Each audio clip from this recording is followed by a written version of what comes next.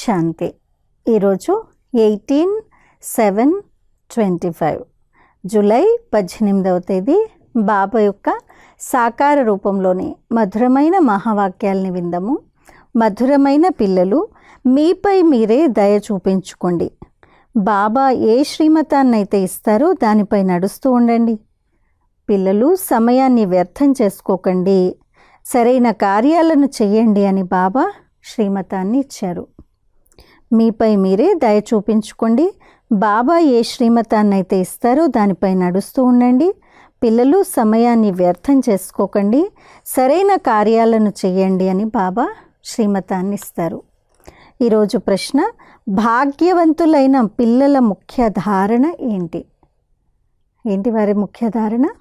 జవాబు, భాగ్యవంతులైన పిల్లలు ఉదయమే లేచి బాబాను చాలా ప్రేమగా స్మృతి చేస్తారు.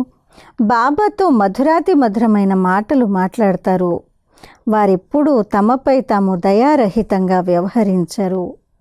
వారు పాస్ విత్ ఆనర్లుగా అయ్యేందుకు పురుషార్థం చేసి స్వయాన్ని రాజ్యానికి అర్హులుగా తయారు చేసుకుంటారు. ఓం శాంతి. పిల్లలు బాబా ముందు కూర్చున్నారు. మీరు మా అనంతమైన తండ్రి మరియు మాకు అనంతమైన సుఖాన్ని ఇచ్చేందుకు వారు శ్రీమతాన్ని ఇస్తున్నారు అని పిల్లలకు తెలుసు. వారిని దయార్థ హృదయుడు, ముక్తి ప్రదాత అని అంటారు. వారిని ఎంతగానో మహిమ చేస్తారు. కేవలం మహిమ విషయమే కాదు, పిల్లలకు సలహానివ్వడం తండ్రి బాధ్యత. అలాగే అనంతుడైన తండ్రి కూడా పిల్లలకు సలహానిస్తారు. వీరు ఉన్నతోన్నతుడైన తండ్రి కావున వారి మతం కూడా ఉన్నతోన్నతంగానే ఉంటుంది. సలహా తీసుకునేది ఆత్మయే. మంచి లేక చెడు పనులను ఆత్మయే చేస్తుంది. ఈ సమయంలో ప్రపంచానికి రావణ మతం లభిస్తుంది. పిల్లలైన మీకు రాముని మతం లభిస్తుంది. రావణుని మతం ద్వారా నిర్దయగా అయ్యి తప్పుడు పనులు చేస్తారు. సరైన మంచి పనులు చేయండి అని బాబా సలహా ఇస్తారు. మరి అన్నింటికన్నా మంచి కార్యం మీపై మీరు దయ చూపించుకోండి. ఆత్మ అయిన మనం సతోప్రధానంగా ఉండేవారమని, చాలా సుఖవంతంగా ఉండేవారమని, మళ్ళీ రావణుని మతం లభించటంతో మేము తమో ప్రధానంగా అయిపోయామని మీకు తెలుసు. ఒక్కటేమో బాబా స్మృతిలో ఉండండి, ఇప్పుడు ఇక మీపై మీరు దయ చూపించుకోండి అని ఇప్పుడు బాబా తమ మతాన్ని ఇస్తారు. బాబా దయ చూపించరు, ఇలా చేయండి ఇలా చేయండి అని శ్రీమతాన్ని ఇస్తారు. మీపై మీరే దయ చూపించుకోండి. ఆ శ్రీమతం పైన నడవటం అంటే మన పైన మనం దయ చూపించుకున్నట్టు. స్వయాన్ని ఆత్మగా భావించండి మరియు మీ పతిత పావనుడైన తండ్రిని స్మృతి చేయండి. తద్వారా మీరు పావనంగా అయిపోతారు. ఆత్మను తెలుసుకోవడం జరుగుతుంది, అలాగే పరమాత్మను కూడా తెలుసుకోవడం జరుగుతుంది. వారు అతి సూక్ష్మమైన వారు. ఆత్మ మిణుగురు పురుగు కన్నా సూక్ష్మంగా ఉంటుంది. అది శరీరం నుండి ఎలా వెళ్ళిపోతుందో తెలియని కూడా తెలియదు. ఆత్మ ఉంది అని సాక్షాత్కారం అవుతుంది. ఆత్మ సాక్షాత్కారం జరిగినంత మాత్రాన లాభం ఏముంది? అది నక్షత్రం వలె చాలా సూక్ష్మమైంది. స్వయాన్ని ఆత్మగా భావిస్తూ తండ్రిని స్మృతి చేయండి. ఏ విధంగా ఆత్మ ఉంటుందో అలాగే పరమాత్మ కూడా ఉంటారు. కానీ పరమాత్మను పరం అనగా ఉన్నతోన్నతమైన ఆత్మ అని అంటారు. వారు జనన మరణాల్లోకి రారు. ఆత్మలు నంబర్ వారీగా ఉంటాయి కదా. నాటకంలో కూడా కొందరు ఎక్కువ జీతం గలవారు, కొందరు తక్కువ జీతం కలవారు ఉంటారు. లక్ష్మీనారాయణల ఆత్మలను మనుష్యాత్మలలో ఉన్నతోన్నతమైన ఆత్మలు అని అంటారు. పవిత్రంగా అయితే అందరూ అవుతారు. అయినా నంబర్ వారీగా పాత్రలు ఉంటాయి. కొందరు మహారాజులుగా, కొందరు దాసీలుగా, కొందరు ప్రజలుగా ఉంటారు. మీరు నటులు, దేవతలందరూ నంబర్ వారీగా ఉన్నారని మీకు తెలుసు. మంచి పురుషార్థం చేస్తే ఉన్నతమైన ఆత్మగా అవుతారు, ఉన్నత పదవిని పొందుతారు. ఇప్పుడు బాబా మీకు శ్రేష్ఠ మతాన్ని ఇస్తారు. ఎలాగైనా బాబాను స్మృతి చేసినట్లయితే వికర్మలు వినాశనం అవుతాయి. తద్వారా మీరు తమో ప్రధానం నుండి సతో ప్రధానంగా అయిపోతారు. పాపాల భారం శిరస్సుపై ఎంతగానో ఉంది. దాన్ని ఎలాగైనా అంతం చెయ్యాలి. అప్పుడే ఆత్మ పవిత్రంగా అవుతుంది. తమో ప్రధానంగా కూడా ఆత్మలైన మీరే అయ్యారు. కావున సతో ప్రధానంగా కూడా ఆత్మ అయిన మీరే అవ్వాలి. ఈ సమయంలో ఎక్కువగా భారతదేశమే దివాలా కోరుగా అయింది. ఈ ఆట కూడా భారతదేశంలోనే జరుగుతుంది. మిగిలిన వారంతా కేవలం ధర్మస్థాపన చేసేందుకే వస్తారు. పునర్జన్మలు తీసుకుంటూ చివర్లో అందరూ తమో ప్రధానంగా అవుతారు. స్వర్గాధిపతులుగా మీరే అవుతారు. ఈ సమయంలో పిల్లలైన మీకు లక్ష్యపు సాక్షాత్కారం జరుగుతుంది. మనం ఆ విధంగా అవుతామని మీకు తెలుసు. పిల్లలు మర్చిపోతారు, కావుననే వారికి బ్యాడ్జీలు ఇవ్వడం జరుగుతుంది. ఇప్పుడు మనం అనంతుడైన తండ్రికి పిల్లలుగా అయ్యాము. మరి ఎంతటి సంతోషం ఉండాలి. ఇది గడియ పక్కా చేసుకోవాలి. కానీ మాయ అపోజిషన్లో ఉన్న కారణంగా ఆ సంతోషం కూడా ఎగిరిపోతుంది. బాబాను స్మృతి చేస్తూ ఉన్నట్లయితే నశ ఉంటుంది. బాబా మనల్ని విశ్వాధిపతులుగా తయారు చేస్తారు. మళ్ళీ మాయ మరిపింప చేస్తే ఏదో ఒక వికర్మ జరుగుతుంది. సత్యమైన గురువు ఒక్కరే. మనుషులు ఎప్పుడు ఎవరి సద్గతిని చెయ్యరు.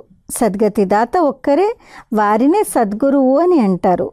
వారే భారతదేశాన్ని కూడా సత్యఖండంగా తయారు చేస్తారు. రావణుడు అసత్యఖండంగా తయారు చేస్తాడు. తండ్రిని గూర్చి కూడా అసత్యం చెప్తారు. దేవతలని గూర్చి కూడా అసత్యం చెప్తారు. కావునని చెడును వినకండి అని బాబా అంటారు. దీన్ని వేశ్యాలయము అని అంటారు. సత్యుగము, శివాలయము. మీరు స్వర్గాధిపతులుగా ఉండేవారు, ఇప్పుడు మళ్ళీ చక్రాన్ని చుట్టి నరకాధిపతులుగా అయిపోయారని బాబా అంటారు. ఇప్పుడు మళ్ళీ బాబా మిమ్మల్ని ఆ స్వర్గాధిపతులుగా తయారు చేస్తారు. మధురమైన ఆత్మలు, పిల్లలు, బాబాను స్మృతి చేయండి. తద్వారా మీరు తమో ప్రధానం నుండి సతో ప్రధానంగా అయిపోతారు అని బాబా అంటారు. నేను జ్ఞాన యజ్ఞాన్ని రచించినప్పుడు అనేక రకాలైన విఘ్నాలు వస్తాయి. 3 అడుగుల నేలను కూడా ఇవ్వరు. మీరు కేవలం బాబా సలహాపై స్మృతి చేసి పవిత్రంగా అవుతారు. ఇంకెటువంటి కష్టమూ లేదు. కేవలం స్మయాన్ని ఆత్మగా భావిస్తూ బాబాను స్మృతి చేయండి. ఏ విధంగా ఆత్మలైన మీరు ఈ శరీరంలోకి అవతరిస్తారో అలాగే బాబా కూడా అవతరిస్తారు. ఎవరైతే శ్రీమతంపై నడవరో వారి భాగ్యం అంత ఉన్నతంగా లేదు అని అర్థం చేసుకోబడుతుంది. భాగ్యవంతులు ఉదయమే లేచి స్మృతి చేస్తారు, బాబాతో మాట్లాడతారు. స్వయాన్ని ఆత్మగా భావిస్తూ బాబాను స్మృతి చేసినట్లయితే వికర్మలు వినాశనం అవుతాయి. సంతోషం రూపీ పాదరసం కూడా పైకెక్కుతుంది. మీరు ఎంత స్వచ్ఛబుద్ధి కలవారిగా అవుతున్నారని ఇప్పుడు బాబా చెప్తున్నారు. దీనినే సత్సంగము అని అంటారు. సత్సంగం ఒకటే ఉంటుంది. బాబా సత్యమైన జ్ఞానాన్ని ఇచ్చి సత్యఖండానికి అధిపతులుగా తయారు చేస్తారు. ఇప్పుడు మీరు ఆత్మిక సాల్వేషన్ ఆర్మీ. ఇప్పుడు మీరు విశ్వనావను ఆవలి తీరానికి చేరుస్తారు. మిమ్మల్ని విముక్తులను చేసేవారు, మీకు శ్రీమతాన్ని ఇచ్చేవారు తండ్రియే. మీ మహిమ చాలా భారీ మహిమ. బాబా మహిమ, భారతదేశ మహిమ అపారమైంది. అలాగే పిల్లలైన మీ మహిమ కూడా అపారమైంది. మీరు బ్రహ్మాండానికి మరియు విశ్వానికి కూడా అధిపతులుగా అవుతారు. పిల్లలైన మీకు ఈ పాత ప్రపంచంపై వైరాగ్యం ఉంది. జ్ఞానము, భక్తి, వైరాగ్యము. జ్ఞానాన్ని కేవలం ఆత్మిక తండ్రి మాత్రమే అర్థం చేయిస్తారు. దీన్ని ఇంకెవ్వరూ నేర్పించజాలరు. ఒక్క తండ్రియే పతిత పావనుడు, సర్వుల సద్గతి దాత. अच्छा मीठे मीठे सिकिलदे बच्चों प्रति माता पिता बाप दादा का याद प्यार और गुड मॉर्निंग। रूहानी बाप के रूहानी बच्चों को नमस्ते। हम रूहानी बच्चों की रूहानी माता पिता बाप दादा को याद प्यार, गुड మార్నింగ్ और నమస్తే. ధారణ కొరకు ముఖ్య సారము. మొదటి పాయింట్, బాబా స్మృతితో పాటు మీ సమానంగా తయారు చేసే సేవను కూడా చేయాలి. దానం ఇంటి నుండి ప్రారంభమవుతుంది. అందరికీ ప్రేమగా అర్థం చేయించాలి. 2, ఈ పాత ప్రపంచంపై అనంతమైన వైరాగులుగా అవ్వాలి. చెడును వినకండి, చెడును చూడకండి. మనం ఆ అనంతమైన తండ్రికి పిల్లలము. వారు మనకు అపారమైన ఖజానాలను ఇస్తున్నారన్న సంతోషంలోనే ఉండాలి. ఈరోజు వరదానము, ఆత్మిక ప్రభావశాలి భవ. ప్రతి సంకల్పము, మాట మరియు కర్మను ఫలదాయకంగా చేసుకునే ఆత్మిక ప్రభావశాలి భవ.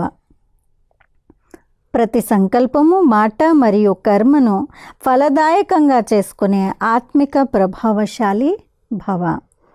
ఎప్పుడు ఎవరి సంపర్కంలోకి వచ్చినా కానీ వారి పట్ల మనసులోని భావన స్నేహము, సంయోగము మరియు కళ్యాణంతో కూడి ప్రభావశాలిగా ఉండాలి.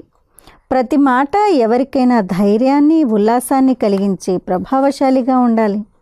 సాధారణమైన మాటల్లో సమయం గడిచిపోకూడదు. స్వయం పట్ల కానీ ఇతరుల పట్ల కానీ ఇలా ప్రతి కర్మ ఫలదాయకంగా ఉండాలి. పరస్పరంలో కూడా ప్రతిరూపంలో ప్రభావశాలిగా అవ్వండి.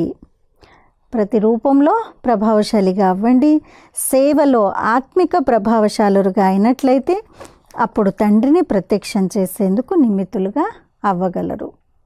స్లోగన్: మీ కిరణాలు విశ్వానికి ప్రకాశాన్నిస్తూ ఉండేటట్లుగా అటువంటి శుభచింతక మణులుగా అవ్వండి. మీ కిరణాలు విశ్వానికి ప్రకాశాన్నిస్తూ ఉండేటట్లుగా అటువంటి శుభచింతక మణులుగా అవ్వండి. ఈరోజు అవ్యక్త సూచన సమయ ప్రమాణంగా శీతలత శక్తి ద్వారా ప్రతి పరిస్థితిలో మీ సంకల్పాల గతిని, మాటలను శీతలంగా మరియు ధైర్యవంతంగా తయారు చేసుకోండి. ఒకవేళ సంకల్పాల స్పీడ్ చాలా తీవ్రంగా ఉన్నట్లయితే చాలా సమయం వ్యర్థమైపోతుంది, కంట్రోల్ చేయలేరు. కనుక శీతలత శక్తిని ధారణ చేసినట్లయితే వ్యర్థం నుండి రక్షింపబడతారు. ఎందుకు, ఏమిటి, ఇలా కాదు అలా అన్న ఈ వ్యర్థం యొక్క తీవ్ర వేగం నుండి విడుదలైపోతారు. ఓం శాంతి.